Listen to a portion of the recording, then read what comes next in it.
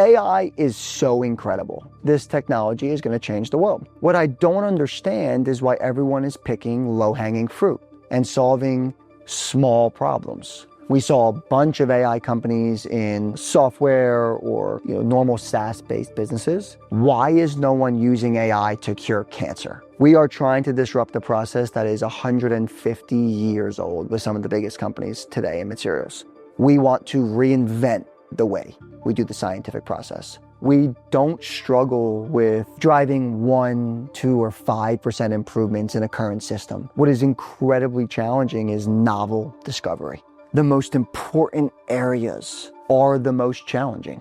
I think those are the things people should work on, because if you succeed, you will fundamentally reshape human trajectory. Every single person that we hire into Radical AI, we ask the same question. If you are looking for a job, this is not the place for you. You're incredibly intelligent, you can go get employed other places. If you are looking for a mission, then you should come work here.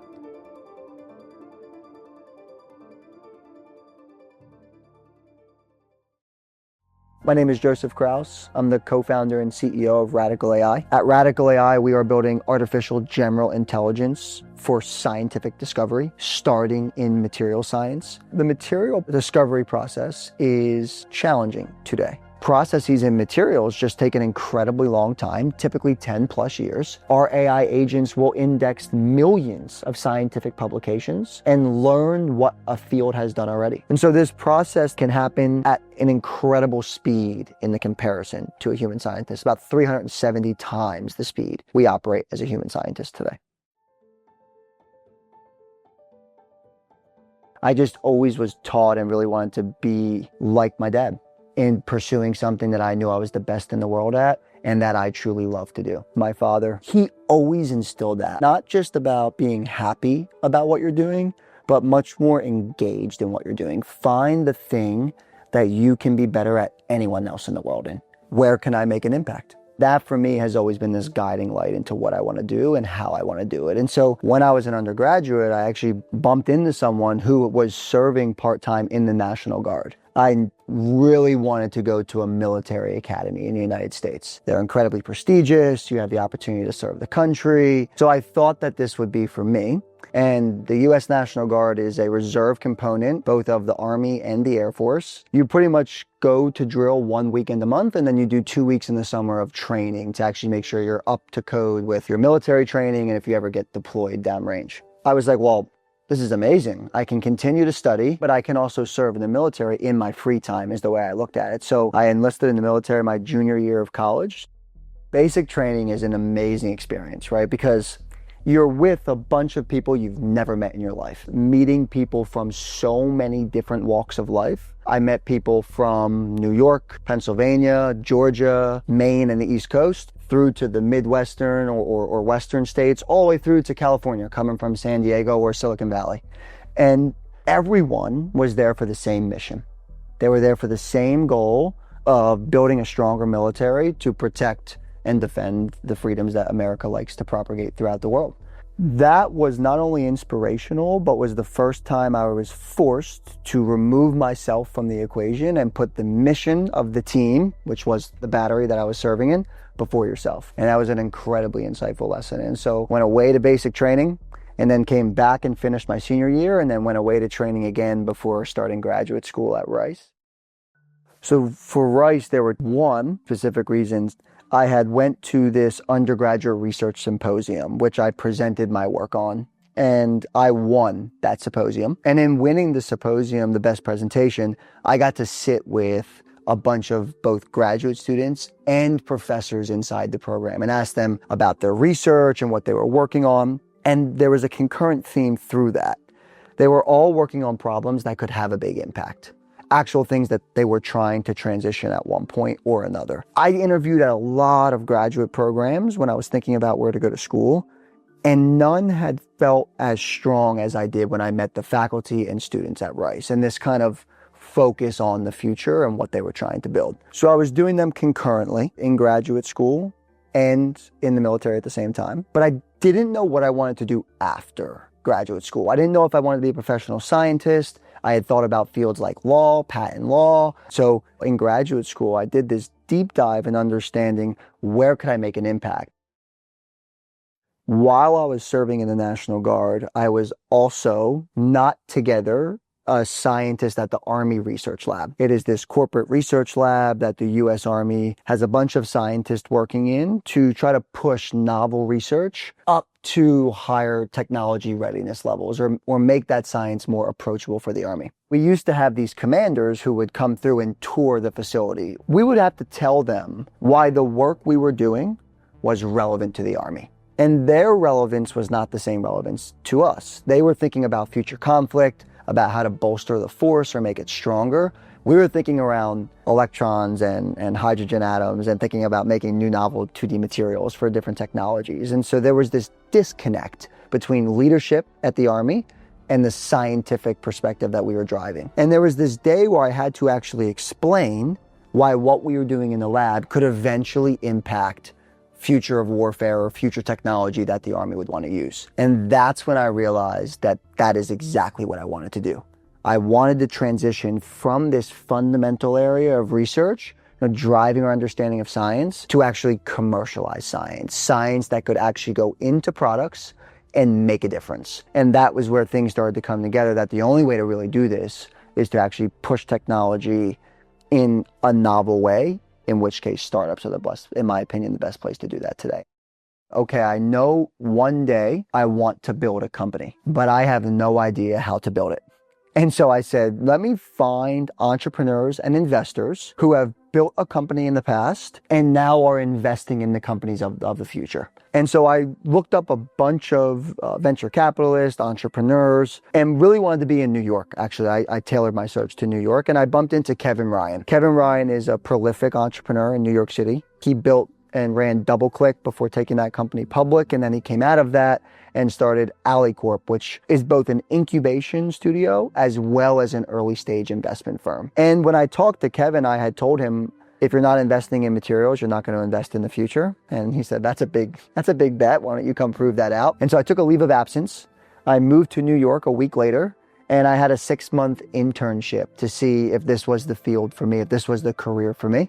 Kevin had taught me early part of my career that you have to have a bias to action and just get things done. Strategy can be effective, but most of the time will also lead to a dead end with no action involved. The best entrepreneurs have an immense bias to action. They just get things done. And in doing so, watch the results unfold in front of them as they do that. And then they continue to go through their process. Startups are already hard enough. And the way to make them easier is to do more than anyone in your space will do, with more information than anyone in your space has, with a thesis that no one else has been able to come up with. That is truly what can drive good value. And I think a bias to action is the most important lesson I've learned from him.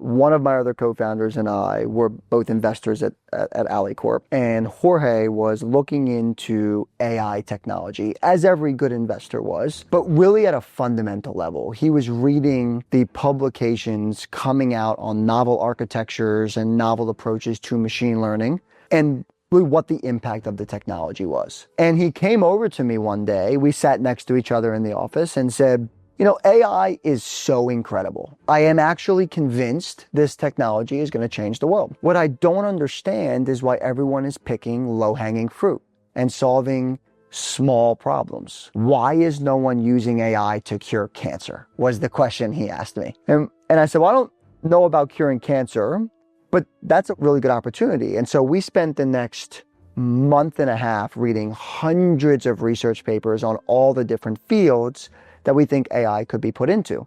And finally, it dawned on me that, material science, problems with fragmentation, slow moving ability, lack of progress over short timelines, this might be a great area for AI to be implemented in. And so we took another deep dive and we read every publication we could find at the intersection of material science, AI, and as we found out, robotics.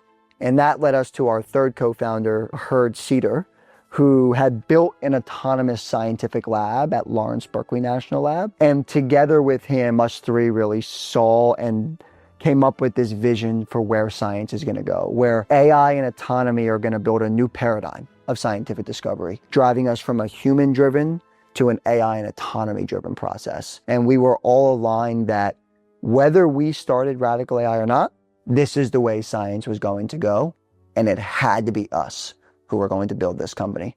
And so all three of us agreed, and that was the formation story for Radical AI. The most important areas are the most challenging. I think those are the things people should work on. I think if you look at technology today, we don't struggle with what we call optimization problems at Radical AI, driving 1, 2, or 5% improvements in a current system. We're actually quite good at that. What is incredibly challenging is novel discovery. And that's where most hard problems lie. And when us three wanted to form the company and we're going to build Radical AI, we had this opinion that if you want to impact the most important industries in the world, automotive and aerospace, manufacturing and defense, climate, energy, semiconductors, all of them are a direct result from materials R&D. But these processes and materials just take an incredibly long time, typically 10 plus years, and an exorbitant amount of cost to go from a novel discovery to a scaled material system. And this was the exact place that we could make a massive impact. We think AI and autonomy are going to drive change in the process. And in doing so, can actually unlock and remove materials as our biggest barrier to some of our most important industries. And I think if you are aligned on that mission, then the problems that you want to solve are naturally going to be hard, because if you succeed, you will fundamentally reshape human trajectory. And that is an incredibly impactful thing to be able to do, and also incredibly important to the future of the world. We're going to leave AliCorp and we're going to raise money, of course, to start the company. And AliCorp, as I mentioned, likes to incubate companies, and we were incubating this company inside the AliCorp umbrella. So we knew, Kevin had told us, they are going to put some money in this incubation setting, and then we'll roll out from there. And we knew we needed a lot of capital. Material science is a hard business to build in, and we are building a full stack solution, which requires a lot of capital. So we knew we wanted to raise a fairly large pre-seed round. And so we went to Kevin and said, look, we're gonna start this company, put together a whole 100-page pitch deck on why we think the opportunity is now, where the technology is today, why interdisciplinary approach is incredibly important to solving the problem.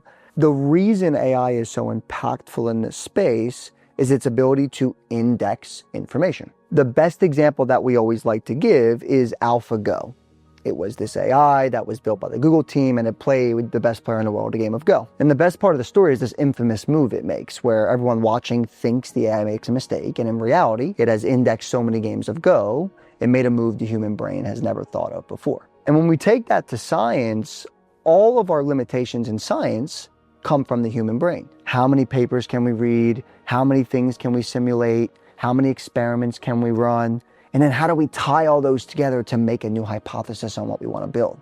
But if you bring AI and autonomy to the center of that, you unlock this indexing problem that a human scientist feels. You can read millions of publications, simulate billions of materials, and test thousands of them, connecting all of this information in real time.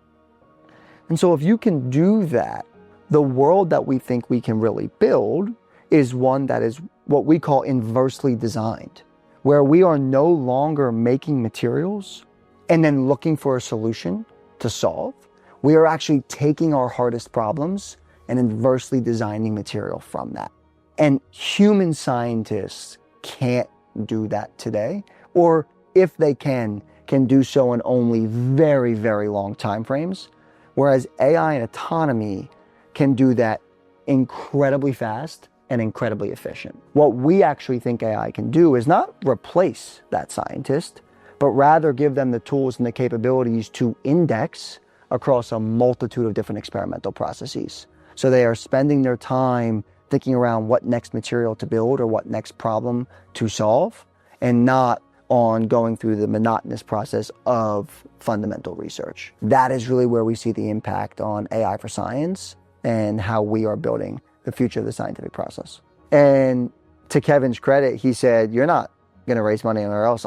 I want to give you all of it. And so he was the only investor. We raised our pre-seed round in about 45 minutes, which was great. And we were able to get started and start building. And us three started recruiting from that time on and built the company that we have today.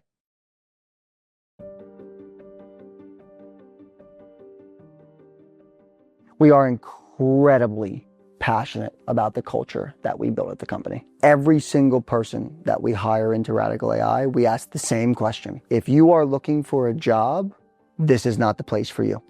You're incredibly intelligent, you can go get employed other places. If you are looking for a mission, then you should come work here.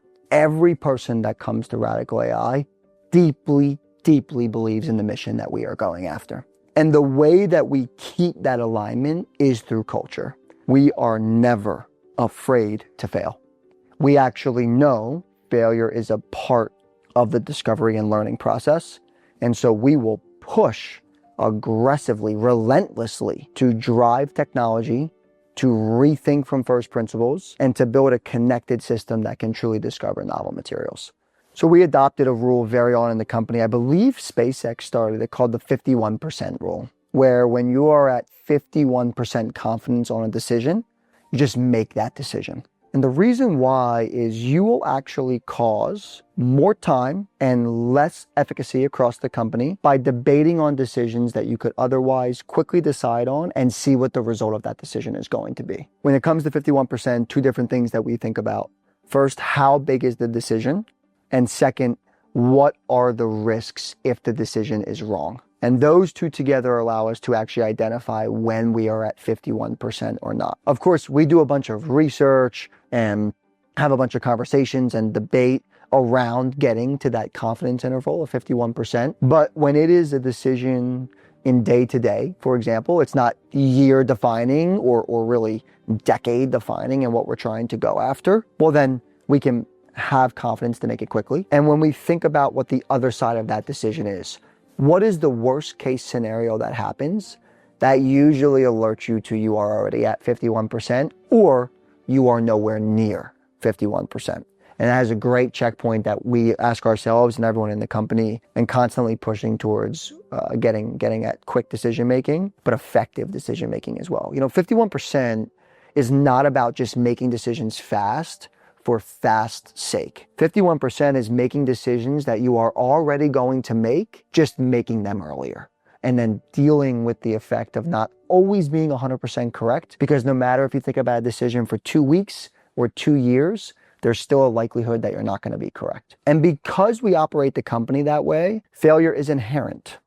You will automatically fail if you come work at Radical AI in something that you do. We don't view someone as failing or a project as failing. We view it as learning and an opportunity to recreate the process that we just thought that we should build. And so for us, I actually think we go deeper into the essence of asking why in first principles, and we don't view things as failure. It is just normal to try things that don't work, learn from them, and try again at Radical AI. One of my favorite quotes in the world is, Steve Jobs is connecting the dots. You can never connect the dots looking forward. You can only connect them looking backwards. This is an exact moment where I didn't know where this dot was going to lead, but now when I look back, it was imperative that I went through that experience and lived through the frustrations of materials research today. You need dots to be able to connect. And while you might not know where this dot is going to make an impact, you never know where it is going to or how it is going to impact what comes next. And so I didn't care that I didn't know what was coming next. I didn't care if it was going to work or not. I didn't care if I was going to be a scientist or not in the real retrospect. What I cared about was continuing to push forward and searching for the answer. And I think that's truly how I ended up getting to the answer. So I just reminded myself every day that this will lead to something. You have to never, ever give up, no matter the scenario. We want to remove materials as the blocker to those innovations. And that's why we don't think there's an end to the company. We think this company will be 100, 200 years old. It will way outlive myself and the two co-founders. This is a company and a technology that, when it succeeds, will truly be able to create a world not today thought possible.